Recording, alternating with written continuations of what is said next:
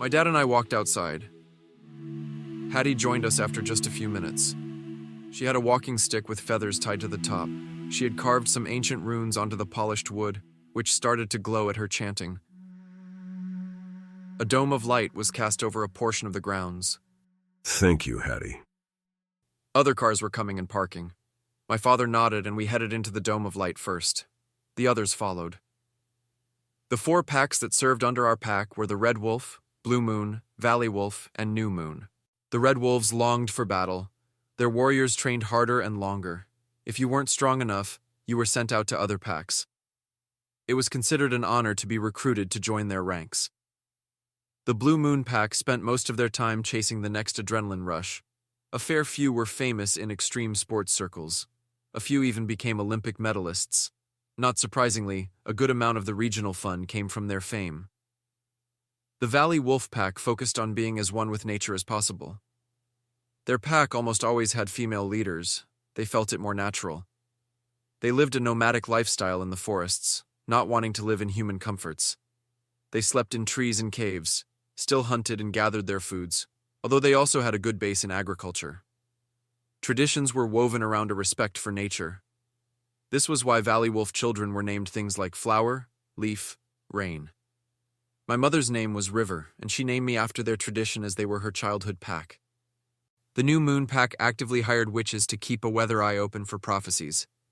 Most of the things they said were extreme, conspiracy-riddled, and baseless. My father said once that the witches would make stuff up for a payday. They often carried around crystals and smelled of incense. Many younglings from this pack opted to attend school with their peers in Black Wolf or Blue Moon. I didn't blame them. The strongest pack of the 5 packs in the region held charge over all packs. This generation, it had been Black Wolf, as my father was the strongest wolf of them all. I knew Red Wolf had been the leader for generations, and they resented the change in command. Every year there was a gathering of leaders. Every year they would feel out each other's power. There was no discussion, no fight. Just quiet acceptance of the strongest amongst them. Now it was my turn. The alphas and the betas joined us in the circle. I thank you for your presence, brothers and sisters. I know we don't usually meet until the harvest moon. Why are we meeting early, Ian? The Red Wolf Alpha interrupted, looking unamused at being summoned. I'm here to introduce the new alpha of our pack. 8 pairs of eyes were on me, and clearly some of them didn't think much of what they saw. He's just a pup, said the Red Wolf Beta. So was I when I took over for my alpha. I knew him. His name was Craig. He was pushy and a hothead when he didn't get his way. He was in his 40s, but clearly age didn't equal maturity. He was always looking to start a fight. His alpha, Anders, looked almost proud of the disrespectful remarks.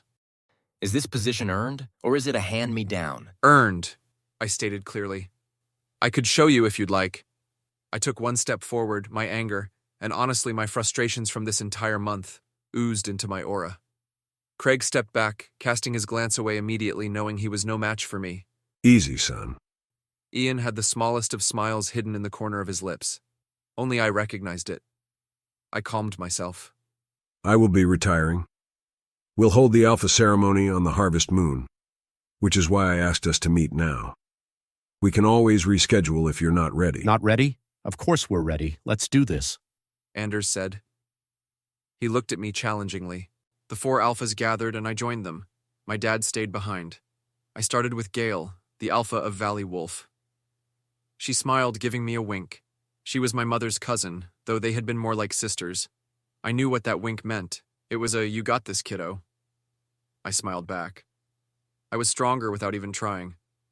Next was Dewin, the New Moon Alpha. He wore a quartz necklace on a leather string. He smelled like essential oils. His arms were covered in henna with random symbols to ward off evil. He could barely raise his eyes to meet mine for more than a second. He took a half step back immediately.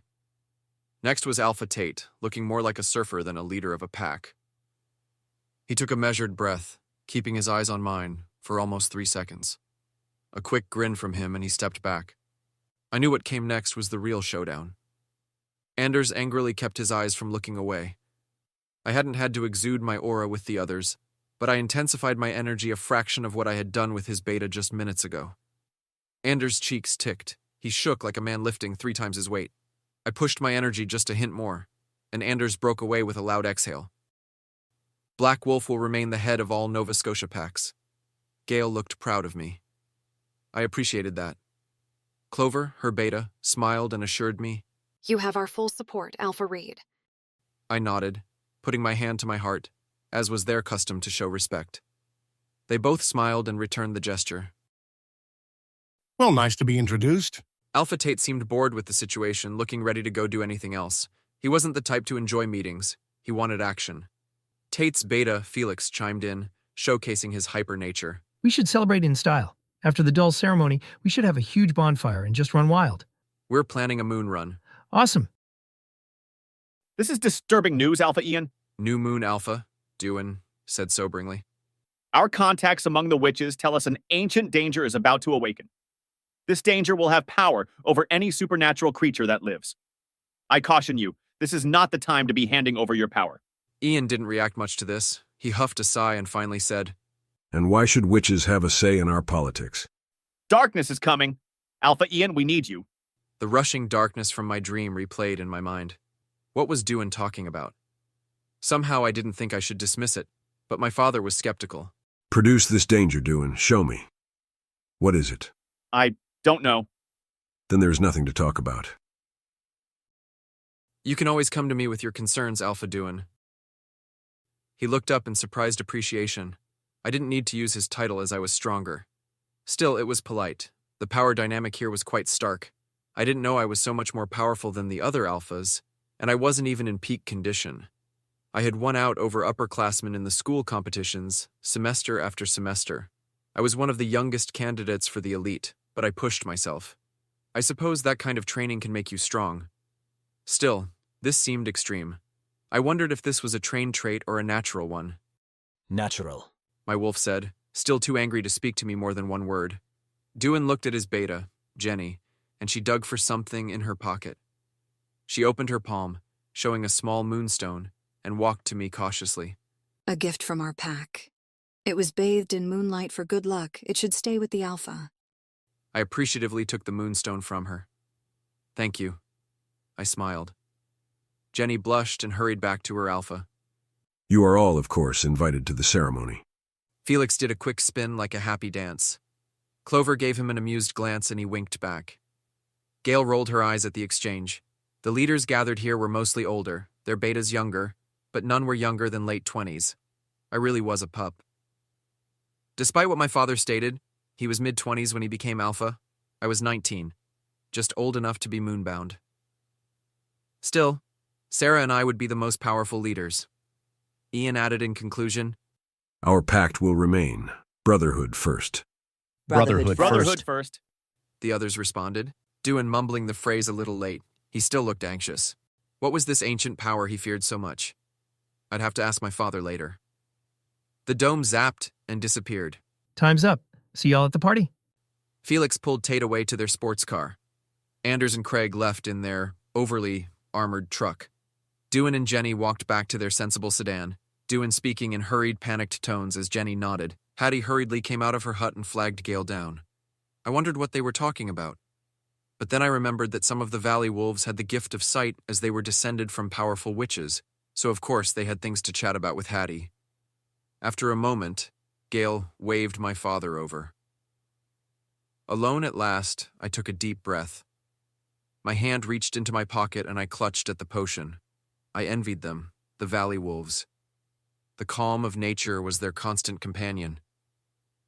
I smiled at the memory of spending a summer with them when I was younger. It felt like camping, but I got to do it for weeks. It was the happiest I ever felt. Not that life stayed on a high note for me. I lost my mother soon after, and I had no warning. I remember asking Aunt Gale, "Did you know?" and being so mad at her when she nodded. We didn't tell you because your smile was her favourite thing, Reed, and River wanted to keep seeing your smile to the end. It took a long time for me to smile again. When Sarah came over from Blue Moon and we became best friends, I started to grin and laugh. Things felt calm after that for a long time until I realized Ari was my mate. Maybe I should have rejected her right away, but I had to at least find out what kind of person she was.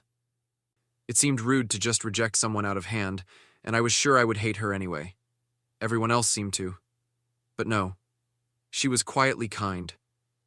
The little things she did to make life easier for others, the things no one noticed, she did with a smile. I knew the strength it took to smile through pain. How could I not fall in love with a woman like that?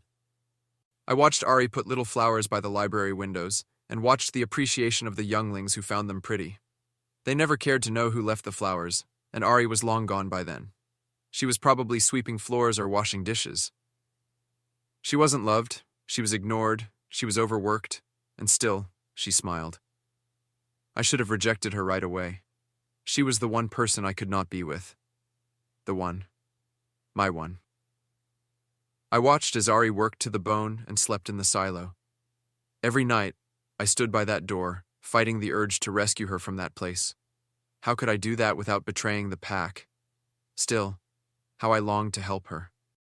Even now, I felt my insides roiling with concern for Ari. My wolf was scratching at my thoughts and whining, begging me to leave this place and go back into the city. Look, Wolf, I set her free of us. That's the best rescuing I can do for her.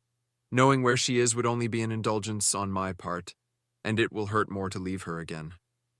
My wolf growled, but I kept my facade calm and my aura strong. Gale and Clover headed back towards the river in the forest where their canoes were moored. Gale turned back and waved at me. I waved back. My father's footsteps crunched the gravel as he came back towards me. Dad, what's with the hurry to introduce me? They needed to know who's boss before I transfer authority, don't they? Hattie waved goodbye from her porch and headed back inside. Were you and Aunt Gale talking with Hattie about this evil doin' was mentioning? Ian humphed. He wasn't sure if he wanted to get into it. Well, that's something I can tell you about once back in my office. Speaking of, that moonstone's good luck for the Alpha, right? Might as well keep it in the office. I handed it to him. Nice paperweight. He tossed it up and caught it again. He put his arm around my shoulder, which made me worried because he hardly ever showed affection like this. After dinner, you can come to my office and we'll talk about the big scary monster that Doohan is sweating over. I nodded. This would give me time to deal with my own dilemma.